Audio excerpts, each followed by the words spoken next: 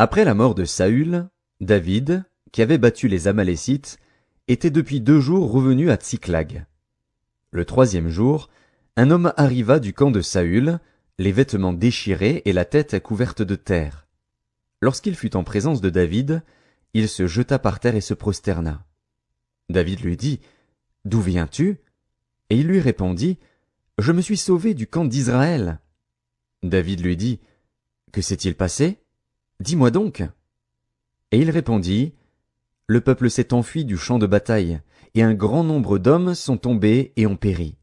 Saül même et Jonathan, son fils, sont morts. » David dit au jeune homme qui lui apportait ces nouvelles, « Comment sais-tu que Saül et Jonathan, son fils, sont morts? » Et le jeune homme qui lui apportait ces nouvelles répondit, « Je me trouvais sur la montagne de Gilboa, et voici, Saül s'appuyait sur sa lance, et voici, les chars et les cavaliers étaient près de l'atteindre. S'étant retourné, il m'aperçut et m'appela. Je dis, « Me voici. » Et il me dit, « Qui es-tu? » Je lui répondis, « Je suis un Malécite. » Et il dit, « Approche donc, et donne-moi la mort, car je suis pris de vertige, quoique encore plein de vie. » Je m'approchai de lui, et je lui donnai la mort, sachant bien qu'il ne survivrait pas à sa défaite. J'ai enlevé le diadème qui était sur sa tête et le bracelet qu'il avait au bras, et je les apporte ici à mon seigneur. David saisit ses vêtements et les déchira, et tous les hommes qui étaient auprès de lui firent de même. Ils furent dans le deuil, pleurèrent et jeûnèrent jusqu'au soir, à cause de Saül, de Jonathan, son fils, du peuple de l'Éternel, et de la maison d'Israël, parce qu'ils étaient tombés par l'épée. David dit au jeune homme qui lui avait apporté ces nouvelles, « D'où es-tu » Et il répondit, « Je suis le fils d'un étranger, d'un Amalécite. » David lui dit, « Comment n'as-tu pas craint de porter la main sur l'oint de l'Éternel et de lui donner la mort ?» Et David appela l'un de ses gens, et dit, « Approche, et tue-le. » Cet homme frappa l'Amalécite, qui mourut.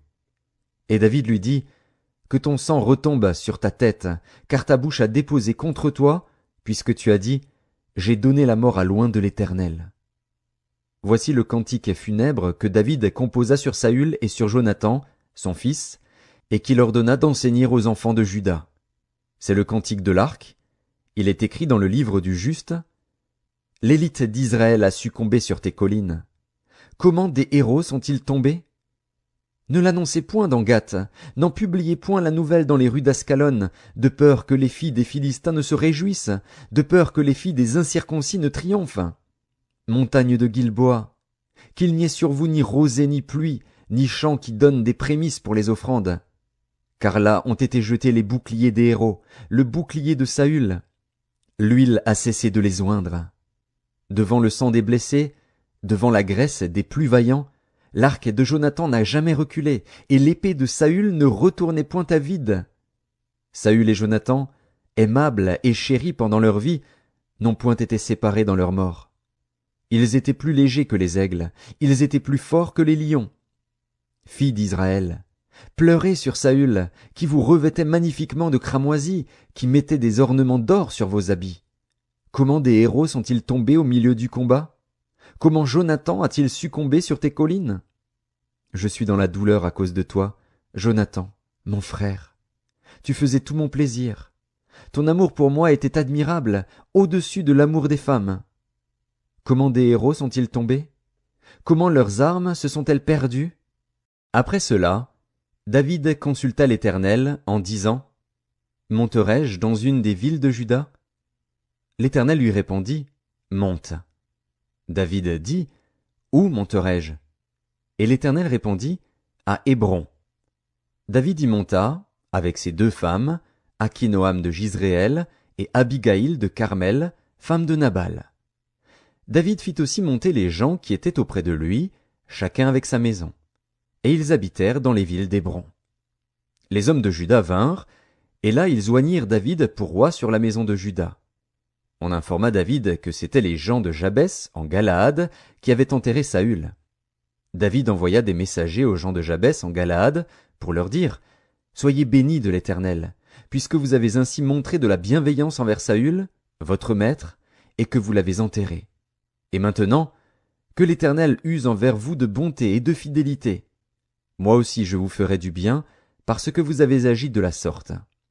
Que vos mains se fortifient, et soyez de vaillants hommes, car votre maître Saül est mort, et c'est moi que la maison de Juda a oint pour roi sur elle. » Cependant Abner, fils de Ner, chef de l'armée de Saül, prit Ish-Boshet, fils de Saül, et le fit passer à Mahanaïm. Il l'établit roi sur Galaad, sur les Guéshuriens, sur Jizréel, sur Éphraïm, sur Benjamin, sur tout Israël. Ish-Boshet, fils de Saül, était âgé de 40 ans lorsqu'il devint roi d'Israël, et il régna 2 ans. Il n'y eut que la maison de Juda qui resta attachée à David. Le temps pendant lequel David régna à Hébron, sur la maison de Juda, fut de 7 ans et 6 mois. Abner, fils de Ner, et les gens d'Ish-Boshet, fils de Saül, sortirent de Mahanaïm pour marcher sur Gabaon. Joab, fils de Tseruja, et les gens de David, se mirent aussi en marche. Ils se rencontrèrent près de l'étang de Gabaon, et ils s'arrêtèrent les uns en deçà de l'étang, et les autres au-delà. Abner dit à Joab, « Que ces jeunes gens se lèvent, et qu'ils se battent devant nous. » Joab répondit, « Qu'ils se lèvent. » Ils se levèrent et s'avancèrent en nombre égal, 12 pour Benjamin et pour Ish-Boshet, fils de Saül, et 12 des gens de David. Chacun saisissant son adversaire par la tête, lui enfonça son épée dans le flanc, et ils tombèrent tous ensemble. Et l'on donna à ce lieu, qui est près de Gabaon, le nom de Helkat Hatsurim. Il y eut en ce jour un combat très rude, dans lequel Abner et les hommes d'Israël furent battus par les gens de David. Là se trouvaient les 3 fils de Tseruja, Joab, Abishai et Asaël. Asaël avait les pieds légers comme une gazelle des champs. Il poursuivit Abner, sans se détourner de lui pour aller à droite ou à gauche. Abner regarda derrière lui et dit, « Est-ce toi, Asaël ?» Et il répondit, « C'est moi. » Abner lui dit, « Tire à droite ou à gauche, saisis-toi de l'un de ces jeunes gens et prends sa dépouille. » Mais Asaël ne voulut point se détourner de lui. Abner dit encore à Asaël, « Détourne-toi de moi. Pourquoi te frapperais-je et t'abattrais-je en terre? Comment ensuite lèverais-je le visage devant ton frère Joab ?» Et Asaël refusa de se détourner. Sur quoi Abner le frappa au ventre avec l'extrémité inférieure de sa lance, et la lance sortit par derrière. Il tomba et mourut sur place. Tous ceux qui arrivaient au lieu où Asaël était tombé mort s'y arrêtaient. Joab et Abishai poursuivirent Abner, et le soleil se couchait quand ils arrivèrent au coteau d'Amma, qui est en face de Guiar, sur le chemin du désert de Gabaon. Les fils de Benjamin se rallièrent à la suite d'Abner et formèrent un corps, et ils s'arrêtèrent au sommet d'une colline. Abner appela Joab et dit, « L'épée dévorera-t-elle toujours? Ne sais-tu pas qu'il y aura de l'amertume à la fin? Jusque à quand tarderas-tu à dire au peuple de ne plus poursuivre ses frères? » Joab répondit, « Dieu est vivant. Si tu n'eusses parlé, le peuple n'aurait pas cessé avant le matin de poursuivre ses frères. » Et Joab sonna de la trompette, et tout le peuple s'arrêta. Ils ne poursuivirent plus Israël, et ils ne continuèrent pas à se battre. Abner et ses gens marchèrent toute la nuit dans la plaine. Ils passèrent le Jourdain, traversèrent en entier le Bitron, et arrivèrent à Mahanaïm. Joab revint de la poursuite d'Abner, et rassembla tout le peuple. Il manquait 19 hommes des gens de David, et Asaël. Mais les gens de David avaient frappé à mort 360 hommes parmi ceux de Benjamin et d'Abner. Ils emportèrent Asaël et l'enterrèrent dans le sépulcre de son père à Bethléem. Joab et ses gens marchèrent toute la nuit, et le jour paraissait quand ils furent à Hébron. La guerre dura longtemps entre la maison de Saül et la maison de David. David devenait de plus en plus fort, et la maison de Saül allait en s'affaiblissant. Il naquit à David des fils à Hébron. Son premier-né fut Amnon, d'Akinoam de Jizréel. Le second, Kiléab, d'Abigaïl de Carmel, femme de Nabal.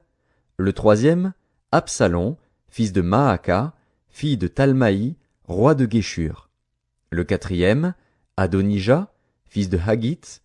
Le cinquième, Shéphasia, fils d'Abital. Et le sixième, Jitréam, d'Égla, femme de David. Ce sont là ceux qui naquirent à David à Hébron. Pendant la guerre entre la maison de Saül et la maison de David, Abner tint ferme pour la maison de Saül. Or Saül avait eu une concubine, nommée Ritspa, fille d'Ajja.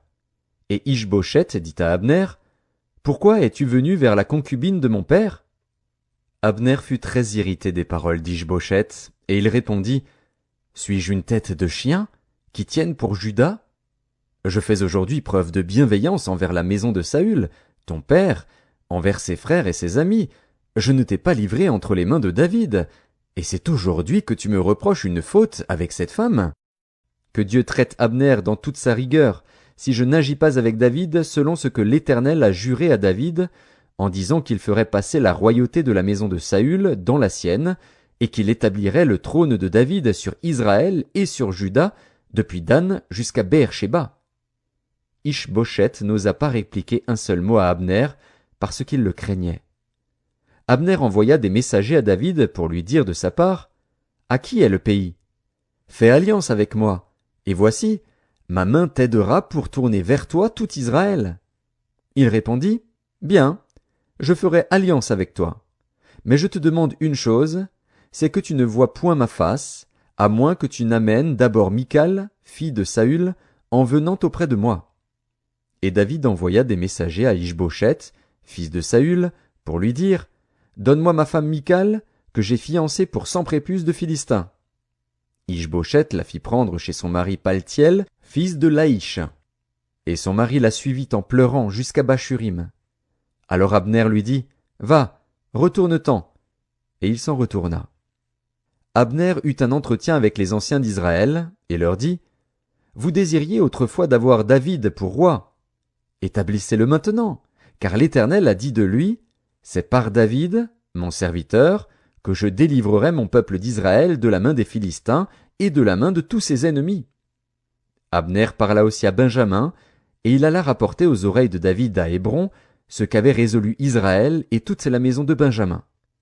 Il arriva auprès de David à Hébron, accompagné de 20 hommes. Et David fit un festin à Abner et à ceux qui étaient avec lui. Abner dit à David, « Je me lèverai, et je partirai pour rassembler tout Israël vers mon seigneur le roi. Ils feront alliance avec toi, et tu régneras entièrement selon ton désir. » David renvoya Abner, qui s'en alla en paix. Voici, Joab et les gens de David revinrent d'une excursion, et amenèrent avec eux un grand butin. Abner n'était plus auprès de David à Hébron, car David l'avait renvoyé, et il s'en était allé en paix. Lorsque Joab et toute sa troupe arrivèrent, on fit à Joab ce rapport. Abner, fils de Ner, est venu auprès du roi, qui l'a renvoyé, et il s'en est allé en paix. Joab se rendit chez le roi, et dit, « Qu'as-tu fait ? Voici, Abner est venu vers toi. Pourquoi l'as-tu renvoyé et laissé partir ? Tu connais Abner, fils de Ner. C'est pour te tromper qu'il est venu, pour épier tes démarches, et pour savoir tout ce que tu fais. » Et Joab, après avoir quitté David, envoya sur les traces d'Abner des messagers, qui le ramenèrent depuis la citerne de Sira. David n'en savait rien. Lorsqu'Abner fut de retour à Hébron, Joab le tira à l'écart au milieu de la porte, comme pour lui parler en secret, et là il le frappa au ventre et le tua, pour venger la mort d'Asaël, son frère. David l'apprit ensuite, et il dit, « Je suis à jamais innocent devant l'Éternel du sang d'Abner, fils de Ner, et mon royaume l'est aussi. Que ce sang retombe sur Joab et sur toute la maison de son père. Qu'il y ait toujours quelqu'un dans la maison de Joab qui soit atteint d'un flux ou de la lèpre, ou qui s'appuie sur un bâton, ou qui tombe par l'épée, ou qui manque de pain. » Ainsi Joab et Abishai, son frère, tuèrent Abner, parce qu'il avait donné la mort à Asaël, leur frère, à Gabaon, dans la bataille. David dit à Joab et à tout le peuple qui était avec lui, « Déchirez vos vêtements, saignez-vous de sacs, et pleurez devant Abner. » Et le roi David marcha derrière le cercueil. On enterra Abner à Hébron. Le roi éleva la voix et pleura sur le sépulcre d'Abner, et tout le peuple pleura. Le roi fit une complainte sur Abner, et dit, « Abner devait-il mourir comme meurt un criminel ? Tu n'avais ni les mains liées, ni les pieds dans les chaînes. Tu es tombé comme on tombe devant des méchants. » Et tout le peuple pleura de nouveau sur Abner. Tout le peuple s'approcha de David pour lui faire prendre quelque nourriture, pendant qu'il était encore jour, mais David jura en disant « Que Dieu me traite dans toute sa rigueur, si je goûte du pain ou quoi que ce soit avant le coucher du soleil. » Cela fut connu et approuvé de tout le peuple, qui trouva bon tout ce qu'avait fait le roi. Tout le peuple et tout Israël comprirent en ce jour que ce n'était pas par ordre du roi qu'Abner, fils de Ner, avait été tué. Le roi dit à ses serviteurs, « Ne savez-vous pas qu'un chef, qu'un grand homme, est tombé aujourd'hui en Israël? Je suis encore faible, quoique j'aie reçu l'onction royale. Et ces gens, les fils de Tseruja, sont trop puissants pour moi. Que l'Éternel rende selon sa méchanceté à celui qui fait le mal. » Lorsque le fils de Saül apprit qu'Abner était mort à Hébron, ses mains restèrent sans force, et tout Israël fut dans l'épouvante. Le fils de Saül avait 2 chefs de bande, dont l'un s'appelait Baana et l'autre Récab. Ils étaient fils de Rimon, de Béhéroth, d'entre les fils de Benjamin. Car Béhéroth était regardé comme faisant partie de Benjamin, et les Béhérothiens s'étaient enfuis à Githaïm, où ils ont habité jusqu'à ce jour. Jonathan, fils de Saül, avait un fils perclus des pieds, et âgé de 5 ans lorsqu'arriva de Jizréel la nouvelle de la mort de Saül et de Jonathan. Sa nourrice le prit et s'enfuit, et, comme elle précipitait sa fuite, il tomba et resta boiteux. Son nom était Méphibosheth. Or les fils de Rimon de Béhéroth, Récab et Baana, se rendirent pendant la chaleur du jour à la maison d'Ish-Bosheth, qui était couché pour son repos de midi. Ils pénétrèrent jusqu'au milieu de la maison, comme pour prendre du froment, et ils le frappèrent au ventre. Puis Récab et Baana, son frère, se sauvèrent. Ils entrèrent donc dans la maison pendant qu'il reposait sur son lit dans sa chambre à coucher, ils le frappèrent et le firent mourir, et ils lui coupèrent la tête. Ils prirent sa tête, et ils marchèrent toute la nuit au travers de la plaine. Ils apportèrent la tête d'Ish-Bosheth à David dans Hébron, et ils dirent au roi, « Voici la tête d'Ish-Bosheth, fils de Saül, ton ennemi, qui en voulait à ta vie. L'Éternel venge aujourd'hui le roi mon seigneur de Saül et de sa race. » David répondit à Récab et à Baana, son frère, fils de Rimon de Béhéroth, « L'Éternel qui m'a délivré de tout péril est vivant. Celui qui est venu me dire, « Voici, Saül est mort, et qui croyait m'annoncer une bonne nouvelle, je l'ai fait saisir et tuer à Tsiklag, pour lui donner le salaire de son message.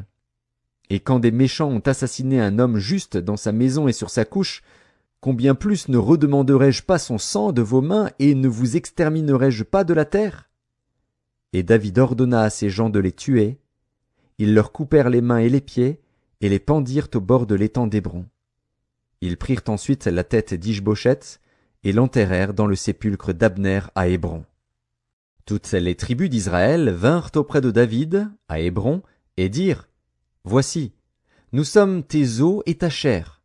Autrefois déjà, lorsque Saül était notre roi, c'était toi qui conduisais et qui ramenais Israël. L'Éternel t'a dit, tu paîtras mon peuple d'Israël, et tu seras le chef d'Israël. » Ainsi tous les anciens d'Israël vinrent auprès du roi à Hébron, et le roi David fit alliance avec eux à Hébron, devant l'Éternel. Ils oignirent David pour roi sur Israël. David était âgé de 30 ans lorsqu'il devint roi, et il régna 40 ans. À Hébron il régna sur Juda 7 ans et 6 mois, et à Jérusalem il régna 33 ans sur tout Israël et Juda. Le roi marcha avec ses gens sur Jérusalem contre les Jébusiens, habitants du pays. Ils dirent à David, « Tu n'entreras point ici, car les aveugles même et les boiteux te repousseront. » Ce qui voulait dire, « David n'entrera point ici. » Mais David s'empara de la forteresse de Sion. C'est la cité de David.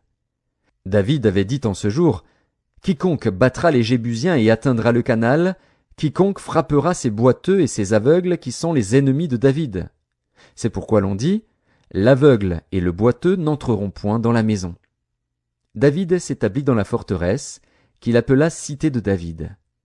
Il fit de tous côtés des constructions, en dehors et en dedans de Millo. David devenait de plus en plus grand, et l'Éternel, le Dieu des armées, était avec lui. Hiram, roi de Tyr, envoya des messagers à David, et du bois de cèdre, et des charpentiers et des tailleurs de pierre, qui bâtirent une maison pour David. David reconnut que l'Éternel l'affermissait comme roi d'Israël, et qu'il élevait son royaume à cause de son peuple d'Israël. David prit encore des concubines et des femmes de Jérusalem, après qu'il fut venu d'Hébron, et il lui naquit encore des fils et des filles. Voici les noms de ceux qui lui naquirent à Jérusalem: Shammua, Shobab, Nathan, Salomon, Jibar, Élishua, Népheg, Japhia, Élishama, Eliada et Éliphélet. Les Philistins apprirent qu'on avait oint David pour roi sur Israël, et ils montèrent tous à sa recherche. David, qui en fut informé, descendit à la forteresse. Les Philistins arrivèrent et se répandirent dans la vallée des Réphaïm. David consulta l'Éternel en disant: Monterai-je contre les Philistins? Les livreras-tu entre mes mains? Et l'Éternel dit à David: Monte, car je livrerai les Philistins entre tes mains. David vint à Baal-Pératsim, où il les battit. Puis il dit: L'Éternel a dispersé mes ennemis devant moi, comme des eaux qui s'écoulent. C'est pourquoi l'on a donné à ce lieu le nom de Baal-Pératsim. Ils laissèrent là leurs idoles, et David et ses gens les emportèrent. Les Philistins montèrent de nouveau, et se répandirent dans la vallée des Réphaïm. David consulta l'Éternel, et l'Éternel dit: Tu ne monteras pas. Tourne-les par derrière, et tu arriveras sur eux vis-à-vis des mûriers. Quand tu entendras un bruit de pas dans les cimes des mûriers, alors hâte-toi, car c'est l'Éternel qui marche devant toi pour battre l'armée des Philistins. David fit ce que l'Éternel lui avait ordonné, et il battit les Philistins depuis Géba jusqu'à Gézer. David rassembla encore toute l'élite d'Israël, au nombre de 30 000 hommes. Et David, avec tout le peuple qui était auprès de lui, se mit en marche depuis Baal et Juda, pour faire monter de là l'arche de Dieu, devant laquelle est invoqué le nom de l'Éternel des armées qui réside entre les chérubins au-dessus de l'arche. Ils mirent sur un char neuf l'arche de Dieu, et l'emportèrent de la maison d'Abinadab sur la colline. Uza et Ashjo, fils d'Abinadab, conduisaient le char neuf. Ils l'emportèrent donc de la maison d'Abinadab sur la colline. Uza marchait à côté de l'arche de Dieu, et Ashjo allait devant l'arche. David et toute la maison d'Israël jouaient devant l'Éternel de toutes sortes d'instruments de bois de cyprès, des harpes, des luths, des tambourins, des sistres et des cymbales. Lorsqu'ils furent arrivés à l'ère de Nakon, Uza étendit la main vers l'arche de Dieu et la saisit, parce que les bœufs la faisaient pencher. La colère de l'Éternel s'enflamma contre Uza, et Dieu le frappa sur place à cause de sa faute. Uza mourut là, près de l'arche de Dieu. David fut irrité de ce que l'Éternel avait frappé Uza d'un tel châtiment, et ce lieu a été appelé jusqu'à ce jour Péretz Uza. David eut peur de l'Éternel en ce jour-là, et il dit: Comment l'arche de l'Éternel entrerait-elle chez moi? Il ne voulut pas retirer l'arche de l'Éternel chez lui dans la cité de David, et il la fit conduire dans la maison d'Obed-Édom de Gath. L'arche de l'Éternel resta 3 mois dans la maison d'Obed-Édom de Gath, et l'Éternel bénit Obed-Édom et toute sa maison. On vint dire au roi David: L'Éternel a béni la maison d'Obed-Édom et tout ce qui est à lui, à cause de l'arche de Dieu. Et David se mit en route, et il fit monter l'arche de Dieu depuis la maison d'Obed-Édom jusqu'à la cité de David, au milieu des réjouissances. Quand ceux qui portaient l'arche de l'Éternel eurent fait 6 pas, on sacrifia un bœuf et un veau gras. David dansait de toute sa force devant l'Éternel, et il était ceint d'un éphod de lin. David et toute la maison d'Israël firent monter l'arche de l'Éternel avec des cris de joie et au son des trompettes. Comme l'arche de l'Éternel entrait dans la cité de David, Michal, fille de Saül, regardait par la fenêtre, et, voyant le roi David sauter et danser devant l'Éternel, elle le méprisa dans son cœur. Après qu'on eut amené l'arche de l'Éternel, on la mit à sa place au milieu de la tente que David avait dressée pour elle. Et David offrit devant l'Éternel des holocaustes et des sacrifices d'action de grâce. Quand David eut achevé d'offrir les holocaustes et les sacrifices d'action de grâce, il bénit le peuple au nom de l'Éternel des armées. Puis il distribua à tout le peuple, à toute la multitude d'Israël, hommes et femmes, à chacun un pain, une portion de viande et un gâteau de raisin. Et tout le peuple s'en alla, chacun dans sa maison. David s'en retourna pour bénir sa maison, et Michal, fille de Saül, sortit à sa rencontre. Elle dit, « Quel honneur aujourd'hui pour le roi d'Israël de s'être découvert aux yeux des servantes de ses serviteurs, comme se découvrirait un homme de rien. » David répondit à Michal, « C'est devant l'Éternel, qui m'a choisi de préférence à ton père et à toute sa maison pour m'établir chef sur le peuple de l'Éternel, sur Israël, c'est devant l'Éternel que j'ai dansé. Je veux paraître encore plus vil que cela, et m'abaisser à mes propres yeux. Néanmoins je serai en honneur auprès des servantes dont tu parles. » Or Michal, fille de Saül, n'eut point d'enfant jusqu'au jour de sa mort. Lorsque le roi habita dans sa maison, et que l'Éternel lui eut donné du repos, après l'avoir délivré de tous les ennemis qui l'entouraient, il dit à Nathan le prophète, « Vois donc, j'habite dans une maison de cèdre, et l'arche de Dieu habite au milieu d'une tente. » Nathan répondit au roi, « Va, fais tout ce que tu as dans le cœur, car l'Éternel est avec toi. » La nuit suivante, la parole de l'Éternel fut adressée à Nathan. « Va dire à mon serviteur David, ainsi parle l'Éternel, est-ce toi qui me bâtirais une maison pour que j'en fasse ma demeure? Mais je n'ai point habité dans une maison depuis le jour où j'ai fait monter les enfants d'Israël hors d'Égypte jusqu'à ce jour. J'ai voyagé sous une tente et dans un tabernacle. Partout où j'ai marché avec tous les enfants d'Israël, ai-je dit un mot à quelqu'une des tribus d'Israël à qui j'avais ordonné de paître mon peuple d'Israël? Ai-je dit, pourquoi ne me bâtissez-vous pas une maison de cèdre? Maintenant tu diras à mon serviteur David, ainsi parle l'Éternel des armées, je t'ai pris au pâturage, derrière les brebis, pour que tu fusses chef sur mon peuple, sur Israël.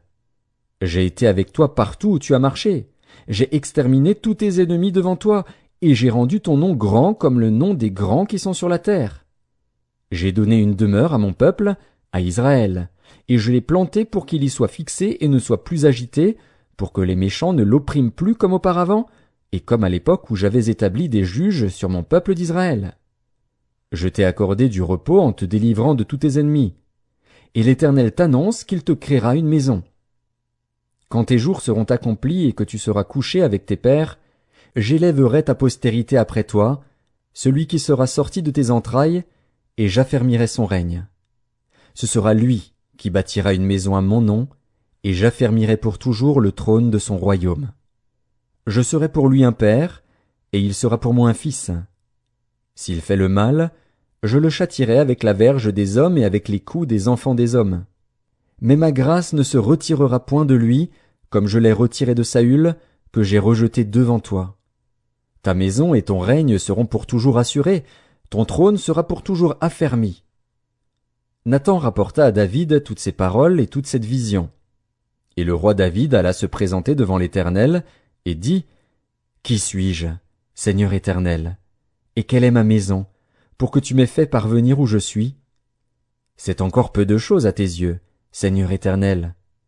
Tu parles aussi de la maison de ton serviteur pour les temps à venir, et tu daignes instruire un homme de ces choses, Seigneur Éternel. Que pourrait te dire de plus David? Tu connais ton serviteur, Seigneur Éternel. À cause de ta parole, et selon ton cœur, tu as fait toutes ces grandes choses pour les révéler à ton serviteur. Que tu es donc grand, Éternel Dieu, car nul n'est semblable à toi, et il n'y a point d'autre Dieu que toi, d'après tout ce que nous avons entendu de nos oreilles. Est-il sur la terre une seule nation qui soit comme ton peuple, comme Israël, que Dieu est venu racheter pour en former son peuple, pour se faire un nom et pour accomplir en sa faveur, en faveur de ton pays, des miracles et des prodiges, en chassant devant ton peuple, que tu as racheté d'Égypte, des nations et leurs dieux?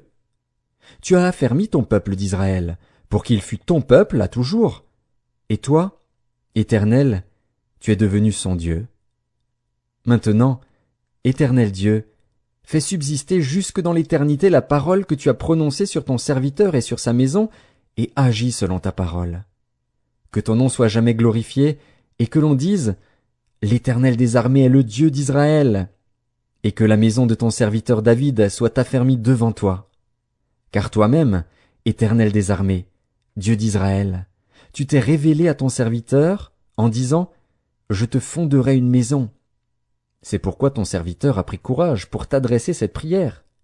Maintenant, Seigneur éternel, tu es Dieu, et tes paroles sont vérité, et tu as annoncé cette grâce à ton serviteur.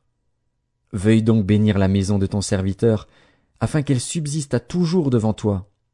Car c'est toi, Seigneur éternel, qui as parlé, et par ta bénédiction la maison de ton serviteur sera bénie éternellement. Après cela, David battit les Philistins et les humilia, et il enleva de la main des Philistins les rênes de leur capitale. Il battit les Moabites, et il les mesura avec un cordeau, en les faisant coucher par terre. Il en mesura 2 cordeaux pour les livrer à la mort, et un plein cordeau pour leur laisser la vie. Et les Moabites furent assujettis à David, et lui payèrent un tribut. David battit Hadadézer, fils de Rehob, roi de Tsoba, lorsqu'il alla rétablir sa domination sur le fleuve de l'Euphrate. David lui prit 1700 cavaliers et 20 000 hommes de pied. Il coupa les jarrets à tous les chevaux de trait et ne conserva que 100 attelages. Les Syriens de Damas vinrent au secours d'Hadadézer, roi de Tsoba, et David battit 22 000 Syriens. David mit des garnisons dans la Syrie de Damas. Et les Syriens furent assujettis à David et lui payèrent un tribut. L'Éternel protégeait David partout où il allait. Et David prit les boucliers d'or qu'avaient les serviteurs d'Hadadézer et les apporta à Jérusalem. Le roi David prit encore une grande quantité d'airain à Béthar et à Bérotaï, ville d'Hadadézer. Toi, roi de Hamath, apprit que David avait battu toute l'armée d'Hadadézer, et il envoya Joram, son fils, vers le roi David, pour le saluer, et pour le féliciter d'avoir attaqué Hadadézer et de l'avoir battu, car Toi était en guerre avec Hadadézer.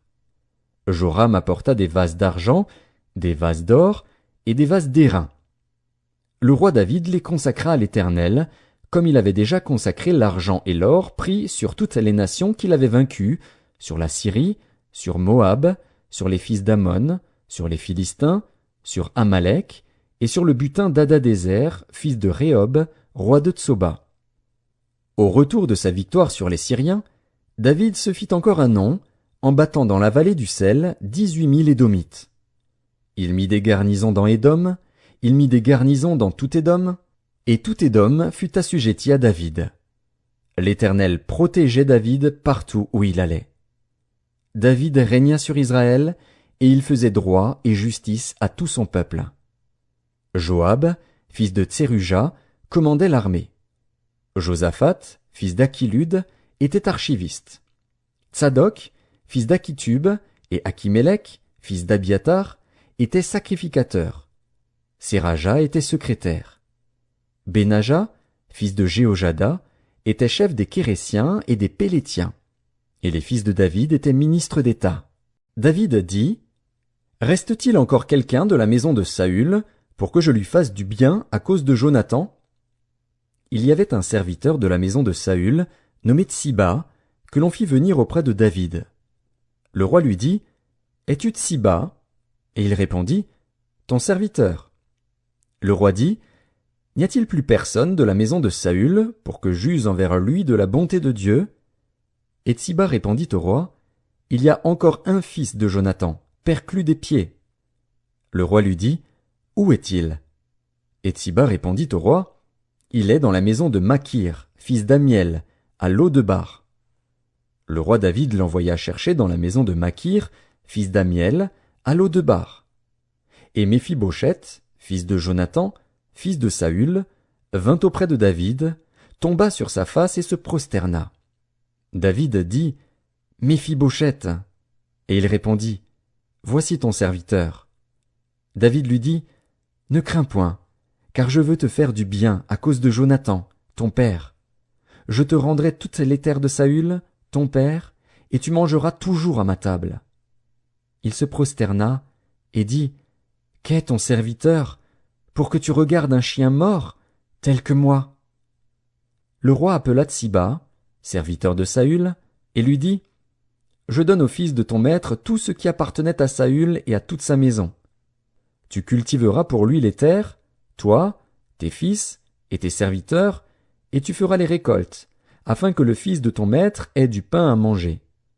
Et Méphibosheth, fils de ton maître, mangera toujours à ma table. » Or Tsiba avait 15 fils et 20 serviteurs. Il dit au roi, « Ton serviteur fera tout ce que le roi mon seigneur ordonne à son serviteur. » Et Méphibosheth mangea à la table de David comme l'un des fils du roi. Méphibosheth avait un jeune fils, nommé Mika, et tous ceux qui demeuraient dans la maison de Tsiba étaient serviteurs de Méphibosheth. Méphibosheth habitait à Jérusalem, car il mangeait toujours à la table du roi. Il était boiteux des 2 pieds. Après cela, le roi des fils d'Ammon mourut, et Hanun, son fils, régna à sa place. David dit, « Je montrerai de la bienveillance à Hanun, fils de Nakash, comme son père en a montré à mon égard. » Et David envoya ses serviteurs pour le consoler au sujet de son père. Lorsque les serviteurs de David arrivèrent dans le pays des fils d'Ammon, les chefs des fils d'Ammon dirent à Hanun, leur maître, « Penses-tu que ce soit pour honorer ton père que David t'envoie des consolateurs? N'est-ce pas pour reconnaître et explorer la ville, et pour la détruire, qu'il envoie ses serviteurs auprès de toi? » Alors Hanun saisit les serviteurs de David, leur fit raser la moitié de la barbe, et fit couper leurs habits par le milieu jusqu'au haut des cuisses. Puis il les congédia. David, qui fut informé, envoya des gens à leur rencontre, car ces hommes étaient dans une grande confusion. Et le roi leur fit dire, « Restez à Jéricho jusqu'à ce que votre barbe ait repoussé, et revenez ensuite. » Les fils d'Ammon, voyant qu'ils s'étaient rendus odieux à David, firent enrôler à leur solde 20 000 hommes de pied chez les Syriens de Beth-Rehob et chez les Syriens de Tsoba, 1000 hommes chez le roi de Maaka, et 12 000 hommes chez les gens de Tob. À cette nouvelle, David envoya contre eux Joab et toute l'armée, les hommes vaillants. Les fils d'Ammon sortirent, et se rangèrent en bataille à l'entrée de la porte. Les Syriens de Tsoba et de Rehob, et les hommes de Tob et de Maaka, étaient à part dans la campagne. Joab vit qu'il avait à combattre par devant et par derrière. Il choisit alors sur toute l'élite d'Israël un corps qu'il opposa aux Syriens. Et il plaça sous le commandement de son frère Abishai le reste du peuple pour faire face aux fils d'Ammon. Il dit, « Si les Syriens sont plus forts que moi, tu viendras à mon secours. Et si les fils d'Ammon sont plus forts que toi, j'irai te secourir. Sois ferme, et montrons du courage pour notre peuple et pour les villes de notre Dieu, et que l'Éternel fasse ce qui lui semblera bon. » Joab, avec son peuple, s'avança pour attaquer les Syriens, et ils s'enfuirent devant lui.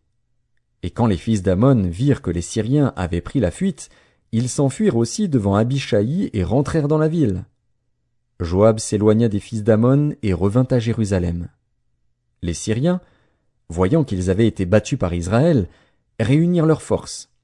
Hadadézer envoya chercher les Syriens qui étaient de l'autre côté du fleuve, et ils arrivèrent à Hélam, ayant à leur tête Shobak, chef de l'armée d'Hadadézer. On l'annonça à David, qui assembla tout Israël, passa le Jourdain et vint à Hélam. Les Syriens se préparèrent à la rencontre de David et lui livrèrent bataille. Mais les Syriens s'enfuirent devant Israël. Et David leur tua les troupes de 700 chars et 40 000 cavaliers. Il frappa aussi le chef de leur armée, Shobak, qui mourut sur place. Tous les rois soumis à Hadadézer, se voyant battus par Israël, firent la paix avec Israël et lui furent assujettis. Et les Syriens n'osèrent plus secourir les fils d'Ammon.